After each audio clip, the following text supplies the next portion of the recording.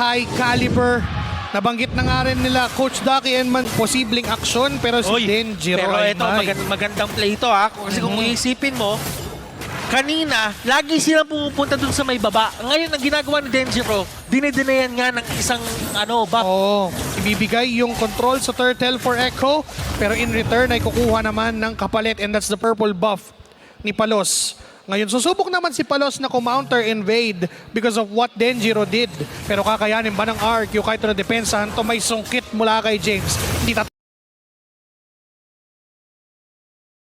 lang yung Nether Rim mula kay Aizawa ay ililigtas sa mga miyembro. Low si Palos, tatamaan ng Denjiro. At ang ganda ng Mystic Field mula kay Mingwin. Kaso nga lang, si Denjiro pa rin ang kukuha. Todo. Right now, you're seeing a game code on your screen. Kunin nyo na yan. Pero may away atang magaganap. Si Pa X-Nova with a wave of the dragon. Kaso Netherrealm na naman para iligtas ang kanyang mga kakampi. Aizawa nga lang naiwan doon. Pero hindi makakahabol ang RRQ Kaito. May turtle na nag-spawn. Ngayon dito kung magiging laban. Nakaharap si Ferds.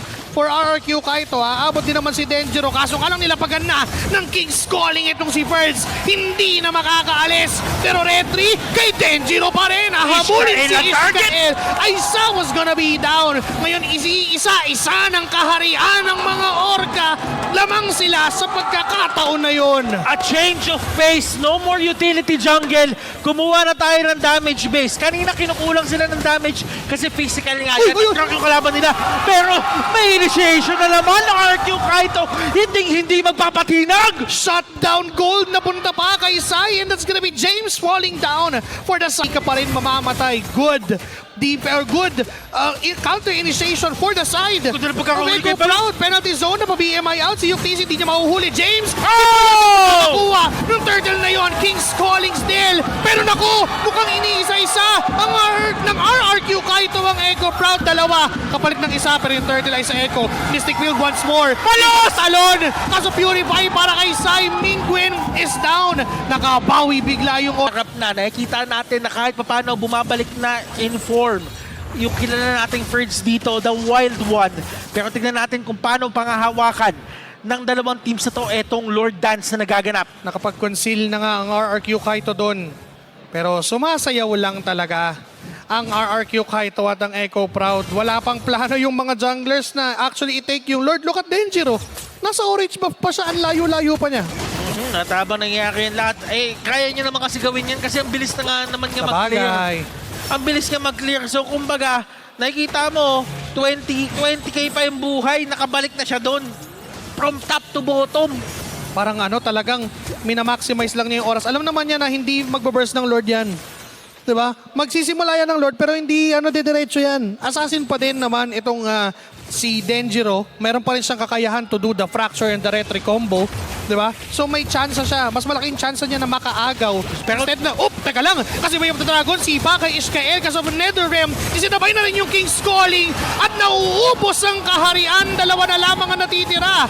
Ngayon, for RRQ Kaito, Yuk TZ is still alive at mukhang yung Lord makukuha na nila. Kaso nga lang, buhay pa rin ang retry holder ng RRQ Kaito. Kaso nga lang, 5 pa ang Echo Proud.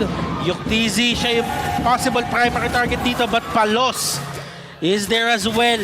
Yung mga 300 times! Dinasan lang ni Denjiro tapos pre-fracture biglang burado na sa mapa ang Ultimate Fighter. Kaso nga lang still 2 pa rin sila at 4 ang Echo Proud. Mukhang ibibigay na yung control at yung Lord ay mapupunta sa Orcas. Noong nakita nila nagamit na yung fracture, ang sabi na doon ng Echo, game na natin to, ilaban na natin to, dire-diretso na kasi wala na rin naman siyang panglaban sa katrihan Kapag pumasok yan dito, automatic mabibigyan. X-Nova with a conceal. Sumusubok mo ng target. RRQ Kaito getting this outer third. UTC with a blazing duet. Aabutan pa si Denjiro. Isang dash. The-dash pa ng isa. Wala mga chasing attack. And meron pang Mystic Field si Mingwin na gagamitin at makakataka si Denjiro doon. Dawning Light para mapalayo at paalisin ang side. Sumubok na i-burst down si Ishkael. Pero because of the items na meron siya, na-sustain niya yung damage na yon. Ferds and X-Nova on the mid lane, hindi pa rin binibigay. Kaso nga lang, 4 na miyembro yun at pwede ersa na ng Echo. They answer with their own. Hindi pwedeng kami lang. Dapat kayo Ang din. sakit! Si Denjiro yung naging target. May one charge na ginamit. This might be the perfect time para lumaban ang side ng RQ kahit Kaso nga lang merong King's Calling doon na nila pag si James X Nova mapapalakad na lang pala yun. Netherrealm nagamit na. Si Sai humaharap lang at si Aizawa yung kukunin nila. Ngayon nakaisa na ang RRQ Kaito at mukhang naghahabol pa rin sila. X Nova! Kick to James! Pero makaka-flicker out. Nakasibat pa ng isa. Kaso nga lang buhay. Pero mamamatay pa rin Rather. And si Sai, hina-entropy. Hinahabol si Palos. At ang RRQ Kaito ay mukhang nakising ang dragon para sa kaharian. Sila ngayon yung nakaalamang unti-unti nang sinasakop ng pula ang asul. The way of the dragon! Nakita natin X-Nova making it count. Ngayon, yung torre sa gitna ay basag na. The only utilization nung skill na yon. Isa na namang sipa pero di niya napatagos yun. Nasipat ni James kaso sa X-Nova mukhang delikado ngayon at mawawala for RRQ Kaito. Kaya medyo aatras sila. Denjiro naghanap ng target. Yung TZ with a blazing duet nakapalit pero makakaatras si Denjiro. Birds naiipit sa gitna. Kakayanin pang makatakas pero mukhang inalay na yung sarili niya with the Purify. Buhay pa rin si Sai pero may Netherrealm na ibibitaw si Aizawa kaya aatras ngayon ang buong tropa ng Echo Proud. Mukhang kinakailangan nila na dumepensa muna, ibibigay ang posisyon doon sa Lord, hindi muna ng posisyonan at ambahan pero nakita nila si X-Nova na pumasok sa Pixel Bush. First, Oh, si Bert! masisabat, King's Calling ay magagamit at mukhang mapaburst down ang The Wild One pero buhay pa, no sir, yung TC ang tatapos ng mission pero si Palos ang magkakalit rin nun. Kapalit nga lang ng buhay niya. Ngayon dalawa, kapalit ng isa, pero yung Lord nasa Echo Proud pala. Masyado na atang humaharap si Ferds dito. Nahatak na siya, napaparusahan siya. Kung iisipin, Joshi, kanina pa hindi pinaglalaro ni James si Ferds. And it's still happening for game number 4. Looking at the instant replay, pag check bush niya, mga bala, si Bat, hindi na niligtas pa, hindi na pinatakas pa. May sipa mula kay X-Nova, yes. Pero hindi enough yun para iligtas yung buhay ni Ferds and Palos with a crucial retry. Ngayon yung Lord na Oh my goodness, Mingguin trying to steal. Lord at the hands of Echo Proud. Ang pag-abante! One charge! Ishgal! Nagamit na yung Purify ni Science. Si Birds na naman ang unang mawawala. X-Nova'y sumasalo ng bala. Mukhang eto na yata yung simula ng pagtatapos ng lakbay sa tagumpay. 3 laban sa 5. Kaso nga lang, ang Echo Proud Walang minions na. nakatutok na. Wala silang minions. Mid lane na magiging target. 3 para dumepensa sa kaharian. Laban sa 5. Ikatlong season. Ikatlong kampyonato ng Aba. Walang minions. Walang minions. Kakayanin ba ngayon na may pensa? May punotong sa gitna. At mukhang eto na tumataw. Pero yun. Sai! It's coming! It's ay mawawala and wala defense! Power! RQ! Kaito!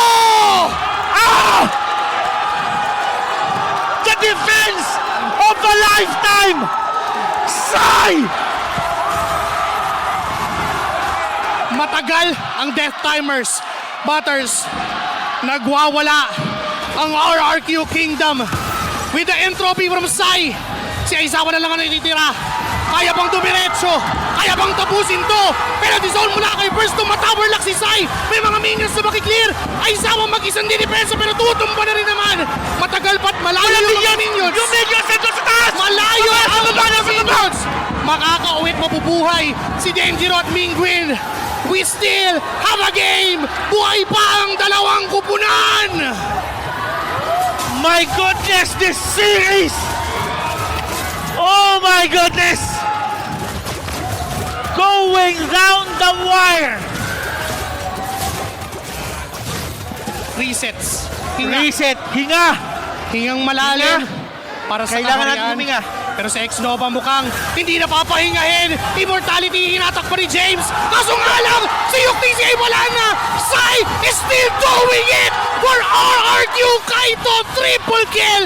3 men down from Echo Proud. At mukhang hindi na maglulord ang kaharian. Dediretso diretso. Pero may dalawang dedepensa para sa mga Orca. Kakayanin ba nila? Mataas ang clear wave. Yes, this is still Aizawa on the Paramis. Wala din minions. Meron ng contingency plan si Denjiro at nagsa-start na ng Lord. Paano? Saan? Kailan? Anong nangyari? Lord is down! Aizawa is down! Palos! Palos na lang! Palos na lang ang nag-iisa! At mukhang eto na talaga! RRQ Kaito will extend the series to game number 5! Change!